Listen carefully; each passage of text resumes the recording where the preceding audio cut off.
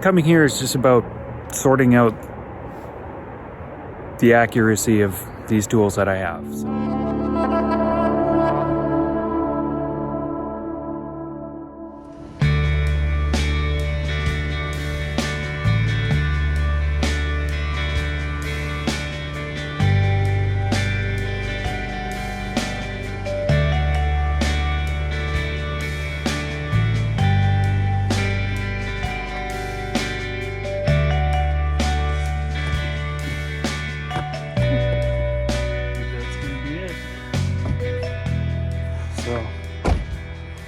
Yeah, there's a little duck pond here.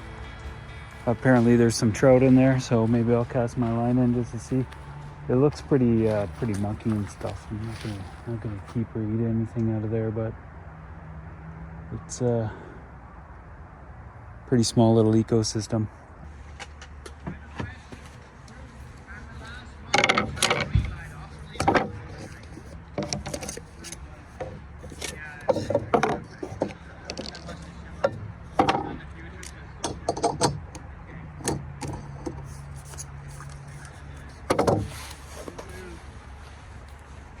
It suddenly got dark when I was doing that because I was like setting up out there on the table, and then so-and-so walked over and I was chit-chatting with them, and then I went up to use the bathroom, and then I met somebody else up there.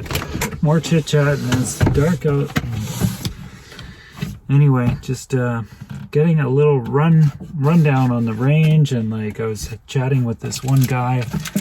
His name was Vince, and I'm gonna cook up some salmon. So I got this, that's some of the coho that I caught the other day. And just do pan fry, something simple. So I'm doing some potatoes. I boiled these things up in my jet boil first. Now I'm just making some water for my tea. There's the salmon there. I'm gonna cook the salmon in the leftover oil here, which is coconut oil. And then I'm gonna use some of that butter. Kind of a greasy spoon sort of thing, but you know, there it is right here, and there's my potatoes, here's my tea. Both are pretty good. Anyway, I kind of dropped the ball there. I get distracted easily when there's people around and conversations are going. It's important to chat with caretakers and get a lay of the land. Anyway, it's a good little spot. One of the guys took me for a little walk around the property. We walked around the little fish pond here. And he showed me some trails that he's been working on. He showed me a rabbit range that they have. It's called the Rabbit Run. And basically it's like it's a type of skeet that rolls on the ground. And there's certain like shooting stations.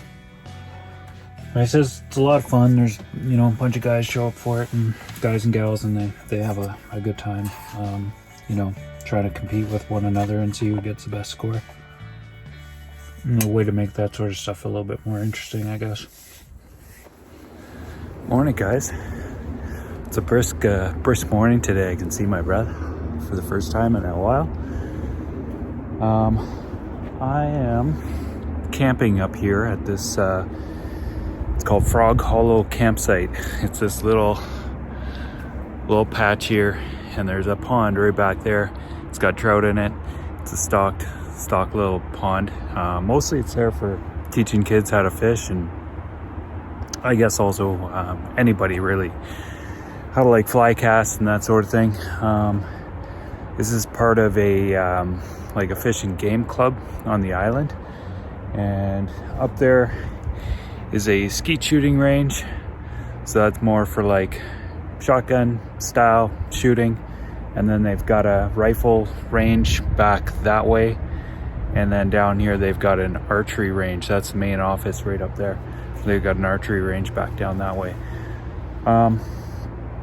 Anyway, I'm gonna do a little bit of work while I'm here. I decided to just kind of give myself a few days here before I make a decision on whether I go to the mainland or I stay on the island.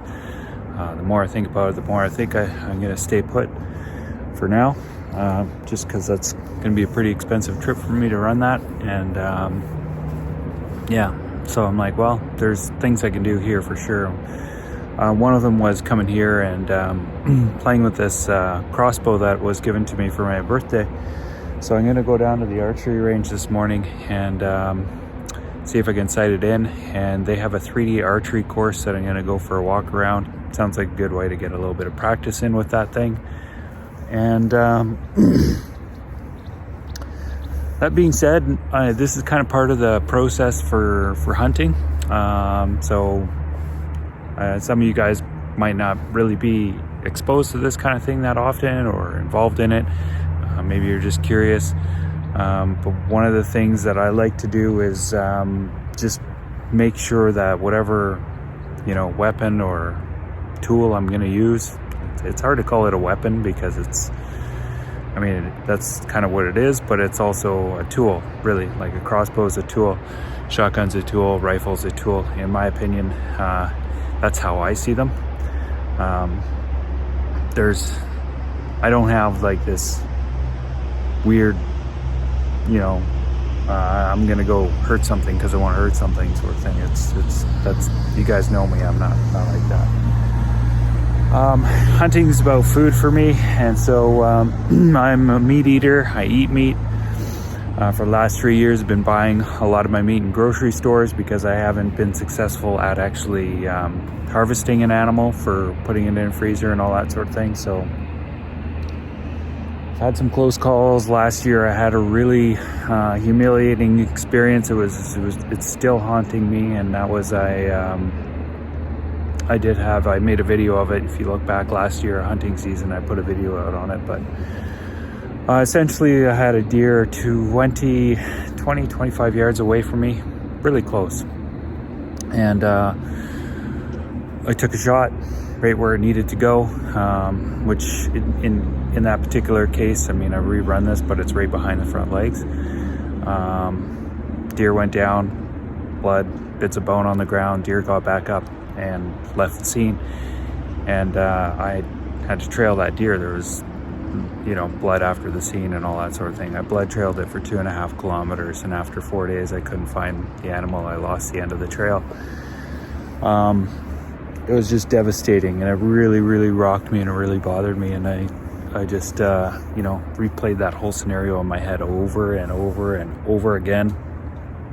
And I was like, well, one thing I was changed up is I went to a fully solid copper bullet. Like there's no lead and there's no, it's not a lead bullet. So it's supposed to be a little bit more of an environmentally friendly option. But I was reading that some people have these experiences that I had with them, where they do not open up, they do not do what they're supposed to do in all circumstances. And I have a feeling what this thing did is it just punched right through, and it didn't have a chance to open up because it was so close. The velocity was so high, it just went right through it, basically made a hole through the animal, and it definitely caused some bleeding and all that sort of thing, but it wasn't like a fatal, devastating shot. Not what I was looking for. Anyway, I'm not giving up on those, but I'm going to change where I aim. I'm going to be shooting into the shoulders to take the shoulders out, and I'll probably do a follow-up shot as well, just to make sure everything's done. But it'll be circumstantial, but at least the shoulder shot, it's going to prevent the animal from going anywhere, and I won't lose it. So anyway, so yeah, this coming here is just about sorting out the accuracy of these tools that I have. So making sure that things go where they need to go, and that's it. So hunting for me has always been about food. I'm a big foodie, guys. I love food. I don't do a lot of cooking stuff, and I'll probably do some more. But I really love food, and I love being able to, take advantage of the opportunities that I have here in the west coast of British Columbia, where I can buy a hunting license, I can buy a fishing license, I have the privilege to go out and harvest an animal, and you know, work within a management system that you know, it has its pros and cons. Like it's you know, it works in some cases and it doesn't work in some cases, so I also use my judgment. And what I mean by that is like the management system of wildlife management, and saying like, you know, okay, in this particular area you're allowed to harvest a deer, or you can take 2 fish out of this river and 1 out of this. One's got to be hatchery, they need to be this long, the deer has to have 4 points. Like there's all these criteria that you got to fit within. And sometimes I add my own to that, where I'm like, I'm just, you know, I know the limits this, but I'm not really going to take that from this environment, because I see with my own eyes that this place could use a little bit of a rest, you know, and a recovery. You know, it needs a little bit of you know, building and stuff. And hunters don't take a lot out of the environment. Like you know, they do in some cases take an animal, for sure. There's an impact there, and there's lots of animals that are taken all over the whole country and the United States, where hunting is pretty common in United States and Canada. It's also common in, like, it's not as common in like sort of the UK. It is pretty common over there, but there's a lot more different regulations that I think make it a little bit more limited and not as accessible to everybody. There's New Zealand, lots of hunting in New Zealand, and then also I believe Australia's got some hunting as well, and I think they've got some restrictions and stuff that they work within as well. So I don't know if there's other, like, I mean, there's other places obviously that do have hunting for sure, but you know, a lot of places they never really got behind the ball with conservation and wildlife management, and so people just went out and they, you know, they hunted everything and they took everything and they did all that stuff, and then now there's really not very much wildlife. And we have done that to an extent here too, and I am aware that there's not a large population of wild animals on this planet anymore compared to the amount of domestic animals that are on this planet. Like, it's a very weird kind of you know, very troubling thing to look at in a sense. We have an amazing amount of birds and mammals on this planet, and most of them are domestic. We grow them for ourselves to eat, and I don't like the methods that we do that necessarily all the time, so that's why I do this, and I have the privilege to do it. Anyway, it's part of the channel, it's part of what I'm sharing. It's, you know, it's something that I'm participating at this stage in my life, and you know, sometimes I'll just put the camera up and I'll take some videos and stuff of animals, and but in this case I'm kind of getting myself sorted out here so that I can actually put one of them into my freezer and give myself that meat protein that I'm looking for from a wild source, as opposed to a domesticated farm source. And to be honest, guys, I mean, the price of meat and all that stuff that's going up, the good quality stuff that I normally like to buy is getting it's becoming a bit of a stretch for me to pay for. So I do have the resources at this stage to go and harvest something my own. So I'm gonna try and do that again this year. Anyway, let's get busy fishing. I'm gonna try this out. I don't like using plastic lures, but I had this one, and I just took the barb off. I just don't want to trouble these fish any more than I need to, because I'm not going to keep any of them, but I'm just going to try to catch one.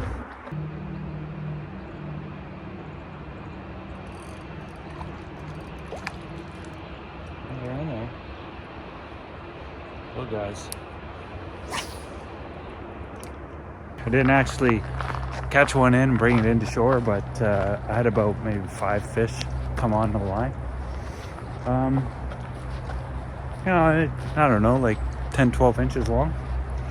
So that's it for the little fishing thing in that lake, the pond.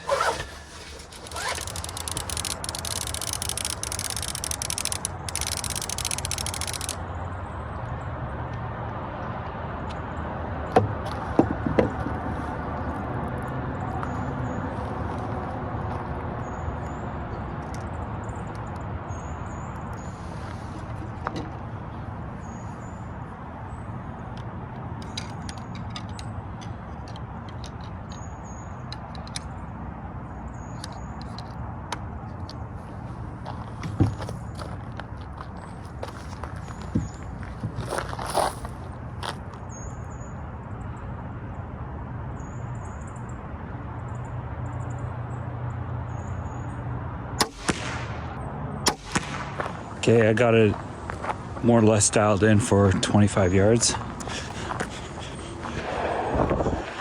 So first shot, and then I adjusted for here, and then that's looking good.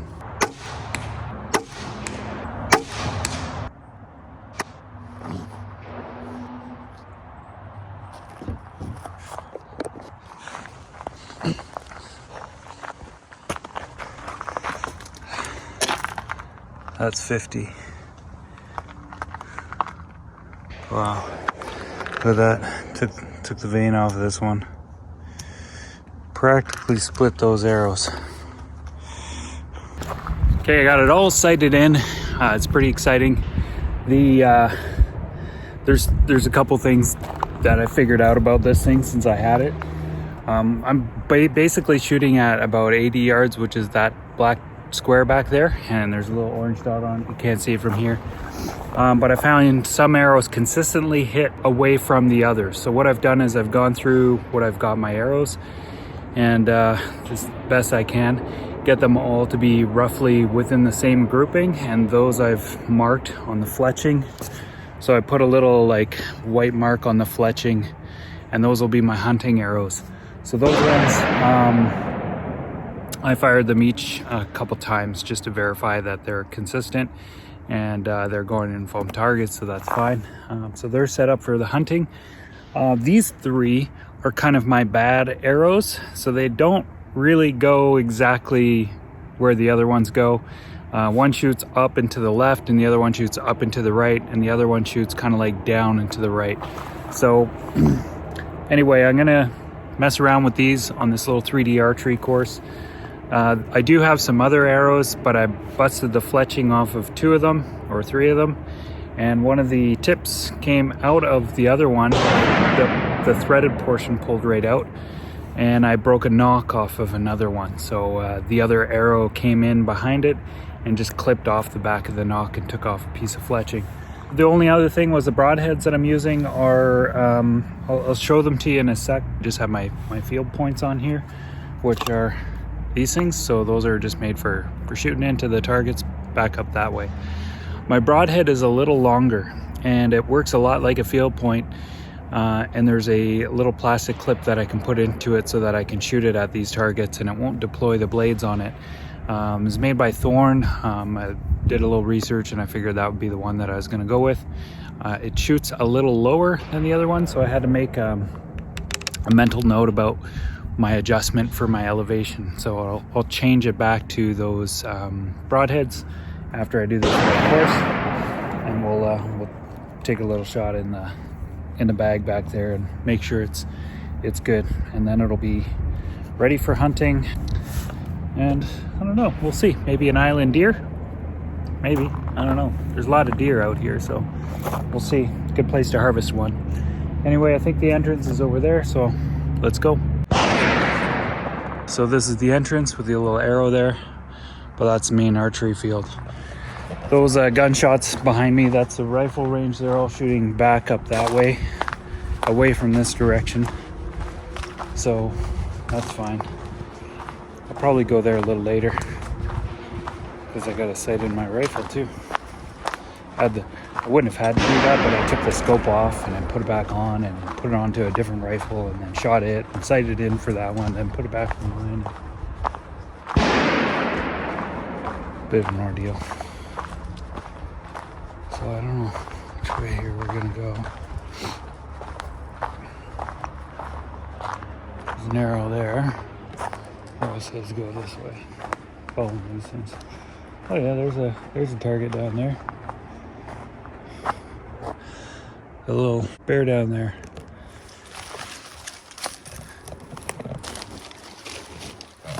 Yeah, I don't want to shoot at that. That thing doesn't seem very good at all. Neither does that bag. There's a bag there with a bunny on it. I don't want to shoot at that. This might be a waste of time. I'm not, there's really no point in shooting at those bags. Not worth it.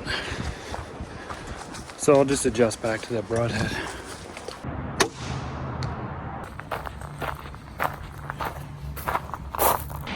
So I got it all squared away with these broadheads. It's adjusted for the new elevation. So we're good to go. Next up is the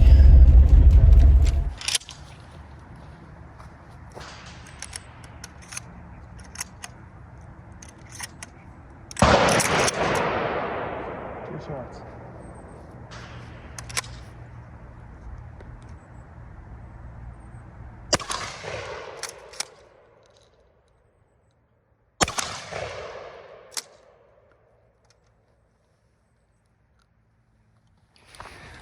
All right, that's it. That's all I need to do with my shotgun. So I know exactly what's good at this point and what's not, and where it hits, and all that sort of thing. Job's done. I don't come to the range, guys, to get kicks out of this stuff. You know, certainly when I started shooting a gun for the first time when I was a kid, as more like a teenager and stuff, there was a thrill. And even later, when I was getting back into hunting, there was a thrill component to it. But I guess I kind of worked through it. I shot thousands of rounds, trying to learn more about the sport and the precision, particularly around rifle shooting, centerfire ammunition, and the fun factor kind of slowly dissipated, and then it became more of a work thing for me. So when I come here, it's just, okay, there's something to do. I'm just gonna get it done, and off I go. I mean, I still get the smell of gunpowder and the recoil and all that sort of stuff, and that's kind of fun, but it's not, I'm not coming out here to, oh yeah, boom, boom, boom. It's that kind of fun. I don't experience that anymore personally. Maybe if it was something like I never shot before, like if it was like this, I don't know, like a Gatling gun or some 50 caliber or something or other, like that would kind of be thrilling. But we don't really get to mess around with stuff like that in Canada. That was the Kent. That was 4 rounds going into this, but its pattern is a little bit over from where the bullseye is. So anyway, I'm gonna recycle this stuff and take this trolley back, clean up my mess. And there's a lot of stuff here, but this is a trap range, so this is normal.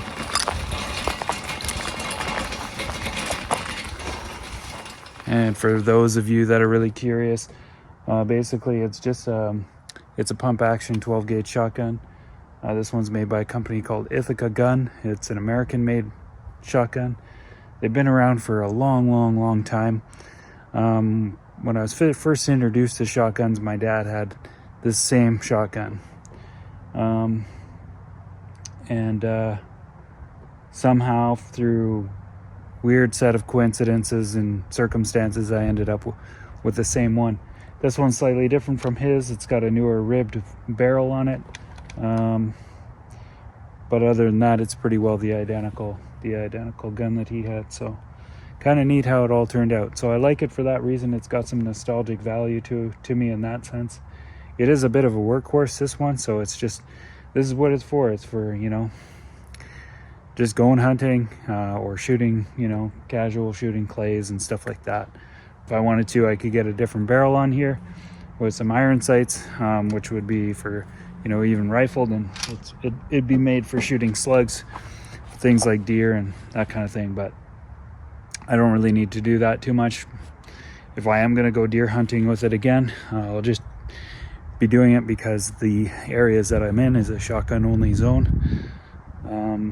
But otherwise I'd probably just use this for like upland game bird, like grouse, turkey, that kind of thing. Maybe some waterfowl hunting if that comes up. But anyway, that's my shotgun, guys. That's it.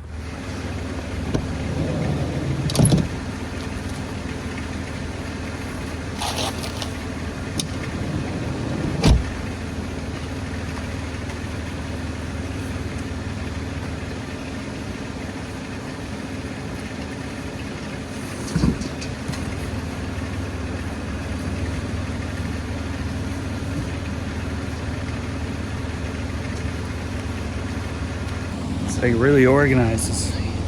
All that cardboard is available up there for me to do my patterning on, and when you're done, you just put it in there.